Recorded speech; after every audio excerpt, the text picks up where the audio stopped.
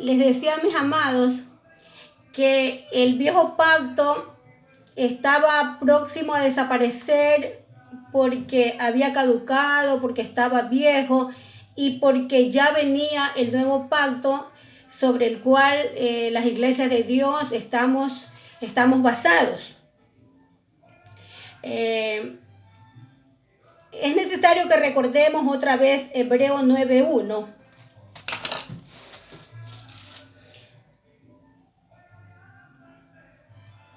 Ahora bien, dice, el versículo 9:1 dice, ahora bien, aún el primer pacto tenía ordenanzas de culto y un santuario terrenal, ¿verdad? ¿Qué es lo que estamos diciendo? Que la representación de esta ordenanza de culto y el santuario terrenal era el templo de Salomón, que fue varias veces destruido y reedificado. Y aquí quiero hacerles una pequeña aclaración, mis amados. La Biblia nos habla en el Viejo Testamento. Yo voy como a pasar así de soslayo, así por encima, porque eso no es el tema de este video en este momento, pero es necesario aclarar esto, que cuando el templo de Salomón fue destruido por Nabucodonosor, bueno, todos sabemos que ha sido destruido varias veces, pero estoy hablando de la destrucción del templo en el Viejo Testamento. Cuando se quiso otra vez reedificar el templo, Ciro y Darío hicieron un edicto acerca de una nueva ordenanza en que ellos, como reyes de Persia, ellos ordenaban que se reedificara otra vez el templo de Salomón.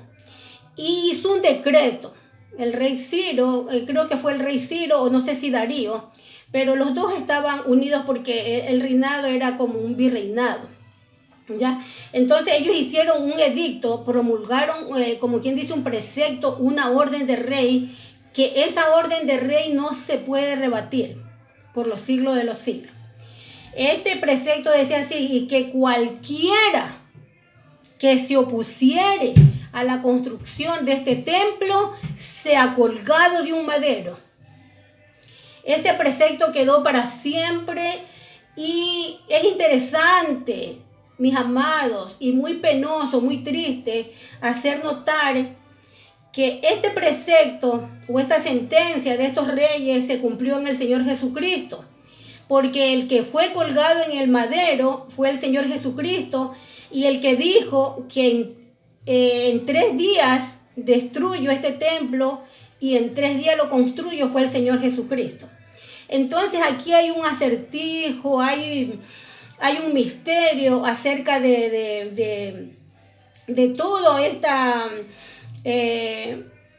simbología encerrada en este decreto de estos reyes, que yo debo decirles en este momento que por eso todo este tema que yo estoy trayendo, para desentrañarlo, develarlo delante de ustedes, he orado mucho a Dios para no tratar de ser anatema. Porque yo quiero decirle, mis amados, que yo no soy la que me opongo al templo. Simplemente estoy diciendo lo que está escrito en las Escrituras. Porque ya el que se opuso al templo de Salomón ya fue colgado en la cruz del Calvario. Yo simplemente soy una de sus siervas más pequeñas y trato de dilucidar este tema para ver si logro yo hacer entender, aunque sea en una pequeña manera, todo este misterio acerca del templo, del santuario terrenal del primer pacto. Pero ahorita lo que nos convoca es el santuario del segundo pacto, que tenemos que ver si este santuario del segundo pacto o del nuevo pacto es terrenal o es celestial. Para esto sigamos escudriñando las Escrituras, mis amados. Y leamos Hebreos, el capítulo 10, desde el versículo 19 al 25. Hebreos 10, repito, versículo 19.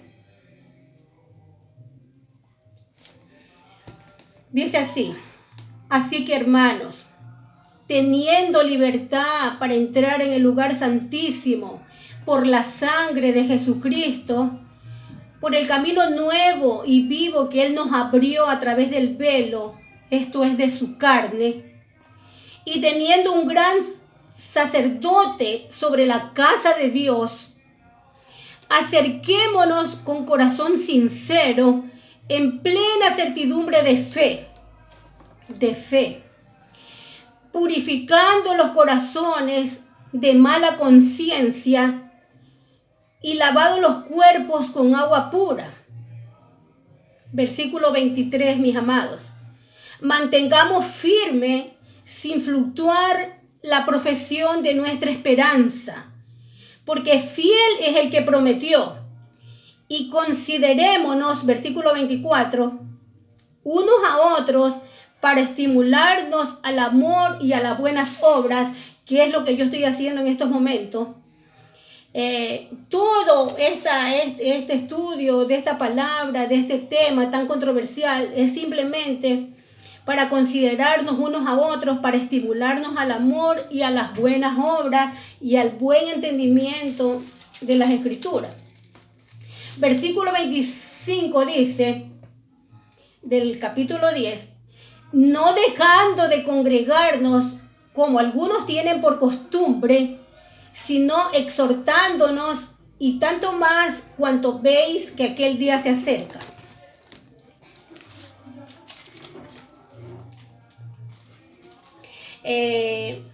Leamos Hebreos 13, 10, 16 para entender Hebreos 10, 19.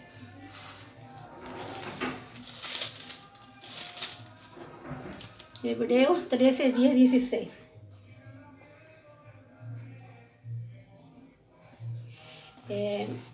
Este versículo debo decirles que ya lo había leído para explicar Éxodo 20 y da lugar a esta convocatoria de este mismo tema.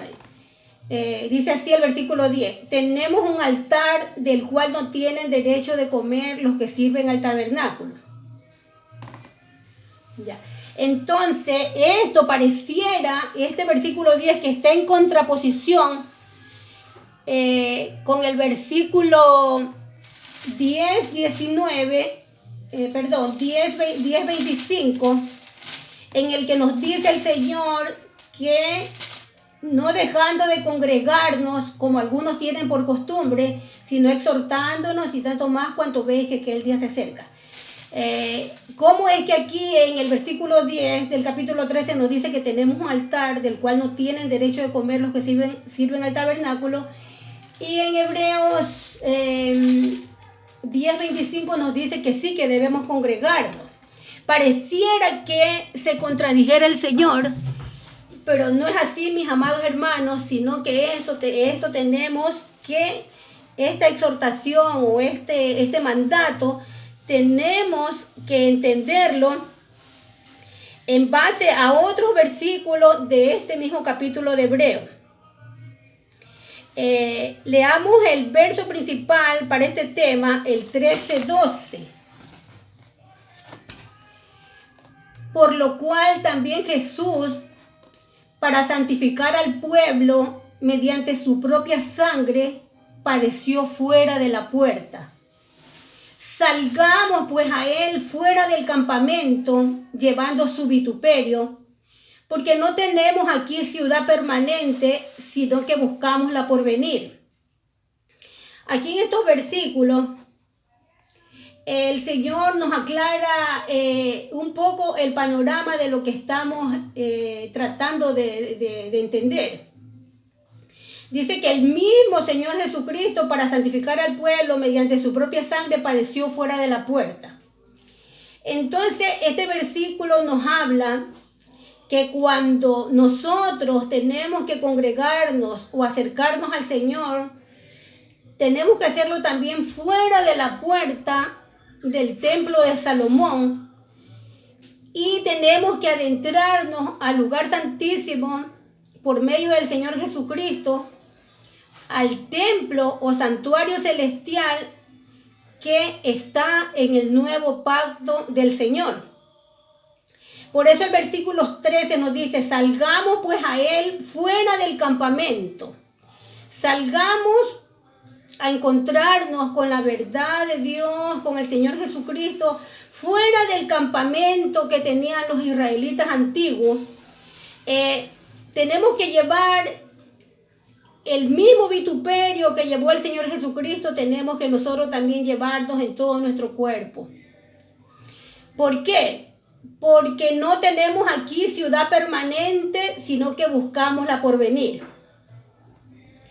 Y el versículo 17 nos dice, obedeced a vuestros pastores y sujetaos a ellos, porque ellos velan por vuestras almas como quienes han de dar cuenta para que lo hagan con alegría y no quejándose, porque esto no os es provechoso. Aquí, amados hermanos, parece que hubiera también otra contradicción, pero no es así, mis amados hermanos. Porque en el versículo 7 del capítulo 13 también nos dice, acordaos de vuestros pastores que os hablaron la palabra de Dios, considerad cuál haya sido el resultado de su conducta e imitad su fe. Yo en un video que ya hice hace unos meses, me parece, expliqué en una forma así rápida que cuando la Biblia está diciendo en este versículo 7, acordaos de vuestros pastores, me está hablando en pasado, o sea, presente, pero tomando el verbo que me acuerde, acordaos de vuestros pastores que os hablaron, y me dice, me habla de lo que ellos hablaron, del verbo hablar, pero en pasado, que os hablaron la palabra de Dios. Y también me dice que yo considere cuál haya sido el resultado de su conducta e imitar su fe. Y me lo dice también en un pretérito,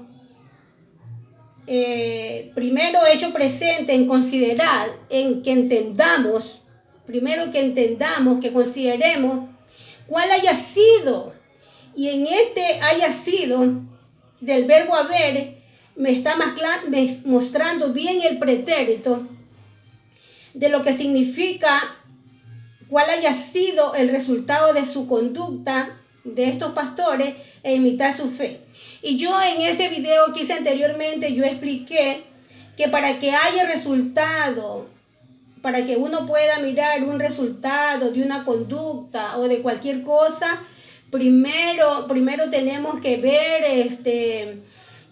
ver todo un proceso de, si nos referimos a hombres como pastores, tenemos que ver todo un proceso de su vida, de su obra, incluso de su muerte, porque aquí me está hablando de cuál haya sido.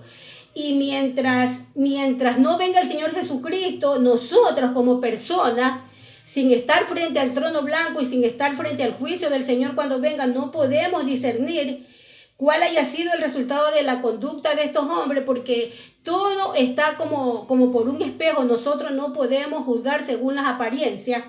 Entonces, para nosotros poder determinar cuál haya sido el resultado, estas personas tienen que estar muertas para nosotros ya poder decir, sí, esto hizo esta persona, esto no, fue un varón de Dios, fue un anatema, un apóstata, como el caso de Salomón, que nosotros ya podemos considerar cuál fue la conducta y el resultado de este hombre que se levantó en el templo, en el santuario del primer pacto, prácticamente como rey y como pastor.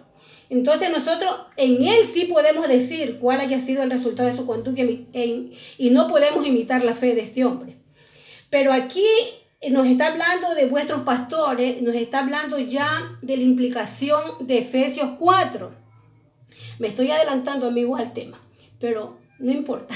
Está muy, muy importante todo lo que estoy diciendo, amados. Entonces nos está hablando de la implicación o de lo que significa Efesios. Que la Biblia dice que en Efesios, que subiendo a lo alto el Señor llevó cautiva la cautividad y dio dones a los hombres. perfecto, correcto. Y que la Biblia nos aclara que Él mismo instituyó a 5 ministerios que todos sabemos cuáles son: profetas, maestros, evangelistas, pastores. 5 ministerios. Él mismo. Y que es muy importante entender que estos hombres que fueron instituidos o constituidos por Jesucristo cuando ascendía a los cielos, quedaron imperecederos escritos sus nombres, sus acciones, su resultado de vida, su conducta, acerca de cómo se condujeron en la casa del Señor y cuál fue su obra preponderante acerca de la palabra con respecto a nosotros. Ellos quedaron, repito otra vez, imperecederos en estas palabras, y cuando las abrimos pareciera ser como que hay un misterio, que estuvieran dormidos, pero estos pastores vuelven a la vida cuando nosotros abrimos estas escrituras. Y de eso se trata el versículo 17, cuando nos dice: obedeced a vuestros pastores y sujetaos a ellos, porque ellos velan por vuestras almas. Sí, mis amados hermanos, porque estos pastores de que nos está hablando el Señor se está refiriendo a los que Él mismo constituyó antes de ascender a los cielos. Y ellos velan por nosotros, porque la Biblia en Apocalipsis nos dicen que ellos están bajo el altar de Dios velando. Y muchas veces hasta pidiendo castigo para los malos, pero no cabe la menor duda que también velan por las almas de las personas piadosas que tratan de andar en los preceptos de Jesucristo, andar en sus mandamientos. Entonces, de eso se está refiriendo el asunto aquí. Sigamos, mis amados.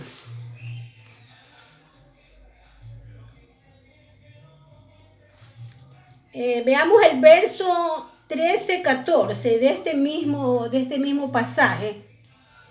Dice el 13-14, dice: porque no tenemos aquí ciudad permanente, sino que buscamos la porvenir. Ya, eso ya lo habíamos leído, mis amados. Es que yo dije que me había adelantado un poquito. Ya. Bueno, entonces, mis amados, en base o a la luz de todos estos versículos que hasta aquí les estoy llevando, podemos entender lo que nos dice el Antiguo Testamento en Éxodo 20, 24, 25. ¿Verdad? De esto, hasta aquí, este tema, podemos concluir que en base a lo estudiado, el hombre tiene una concesión para acercarse a Dios como iglesia o santuario. En otras palabras, tiene una concesión y un mandato que es inapelable. El uno comprende lo natural y el otro lo espiritual o celestial. Este punto lo vemos afianzado en el Antiguo Testamento cuando David quiso hacerle casa a Dios, que ya considero que ahorita no es tan relevante porque ya todos sabemos el detalle acerca de la confusión de David, ¿verdad? Así que, amados hermanos, en base a todo lo que estoy diciendo, es imperativo que todo creyente llegue a un momento de su vida en que tiene que determinar a qué iglesia quiere pertenecer en estos días. Número 1, a la concesionada en Éxodo 20, 25, o a la espiritual que empezó en Hechos de los Apóstoles. Y es de esta iglesia que vamos a hablar para contestar a la pregunta: ¿puede la mujer ser pastora? ¿Puede el hombre ser pastor? Apoyémonos en 1 Samuel 8:1, 22.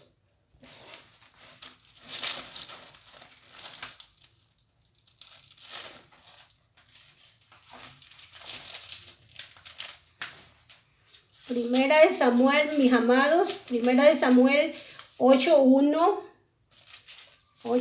22. Ay, es que estas páginas son tan delicadas, tan finas, que se pegan tanto que al moverlas, pero parecen cascabel. ¿Verdad, mis amados? 8.1, 8.1, ay Dios. 8.1, aquí lo encontré por fin, mis amados. Dice, como título, Israel pide rey. Aconteció que habiendo Samuel envejecido, puso a sus hijos por jueces sobre Israel. Y pues...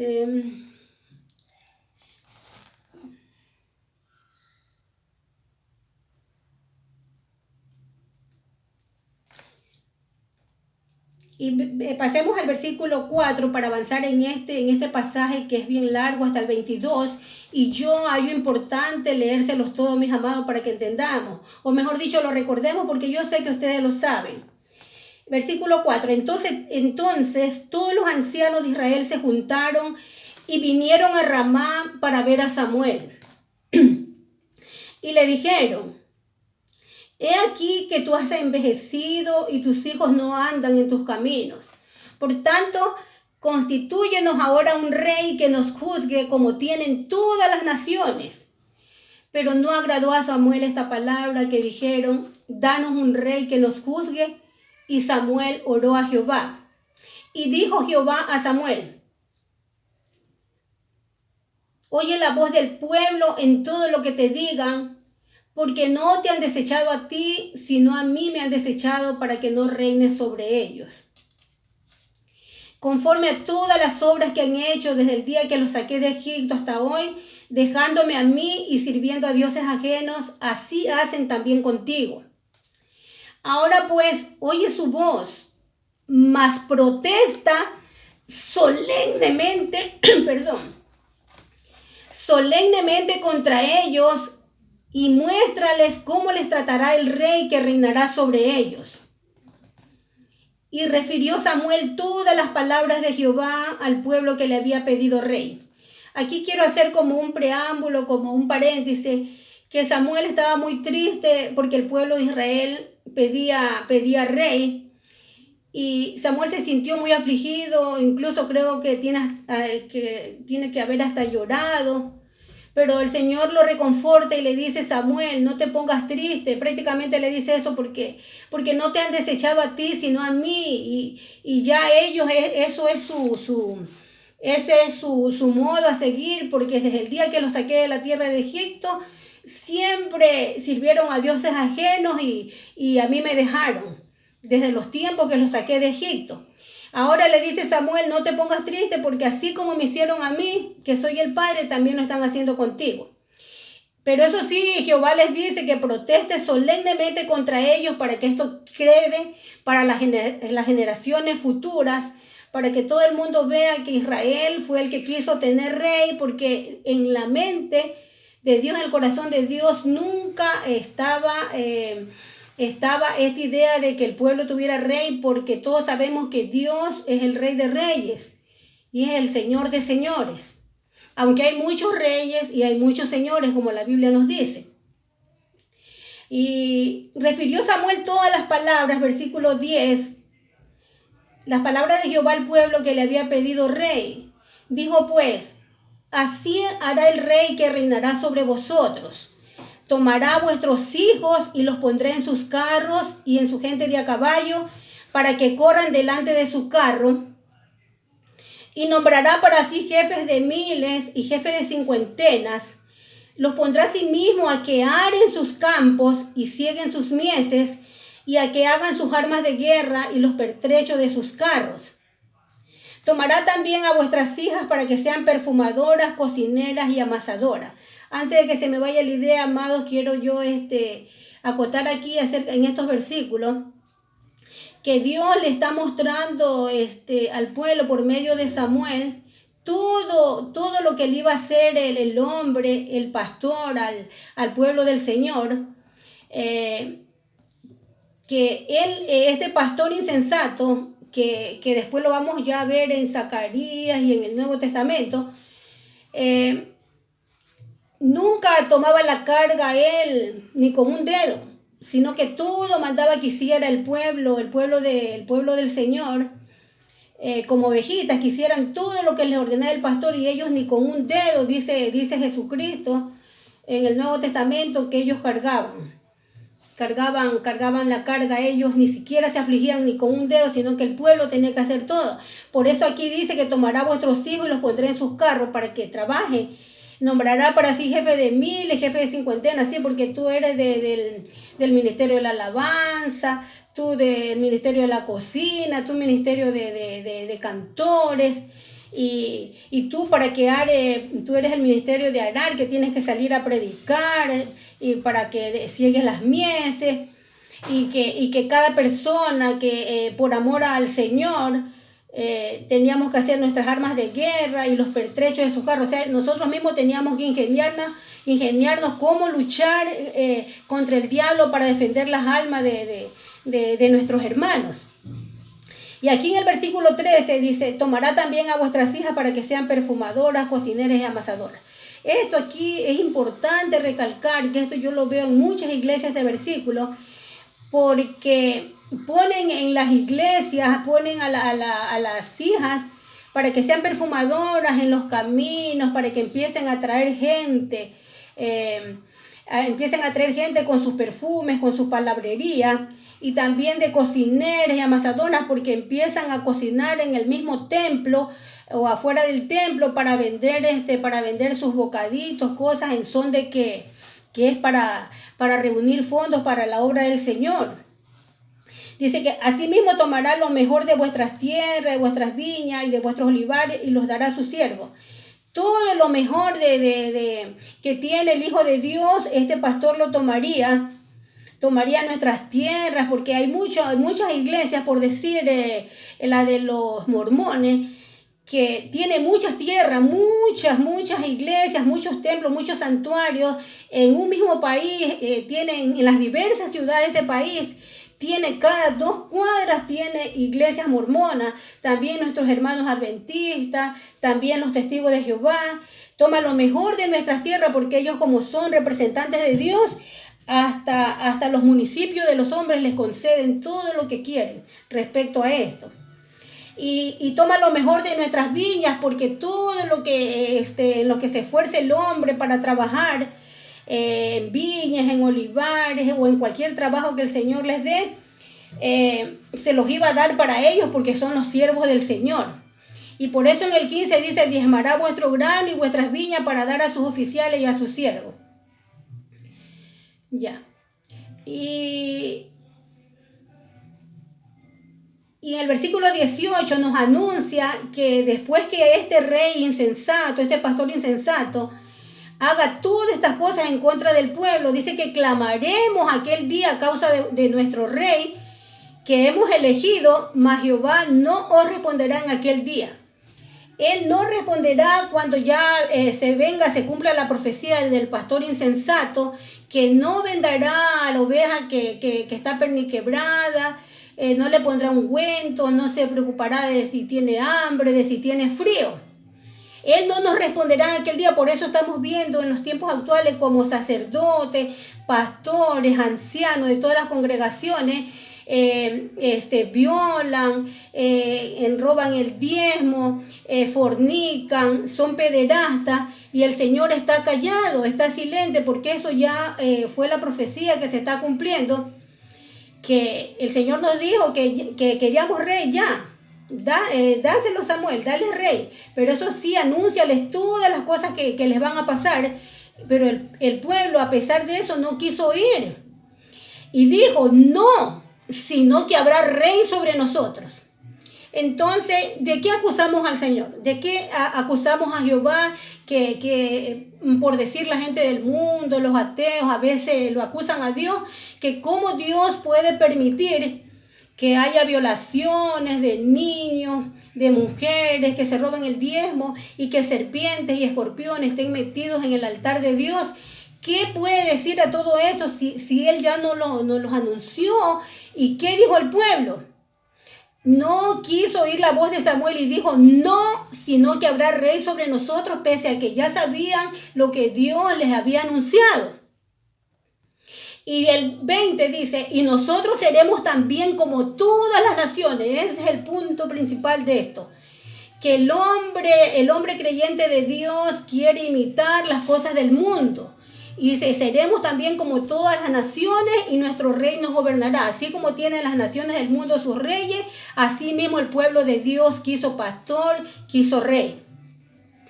Y dice, y nosotros seremos también como todas las naciones y nuestro rey nos gobernará y saldrá delante de nosotros y hará nuestras guerras. Y oyó Samuel todas las palabras del pueblo y las refirió en oídos de Jehová. Y Jehová dijo a Samuel, oye su voz, y pon rey sobre ellos. Entonces dijo Samuel a los varones de Israel, idos cada uno a vuestra ciudad. Palabra de Dios.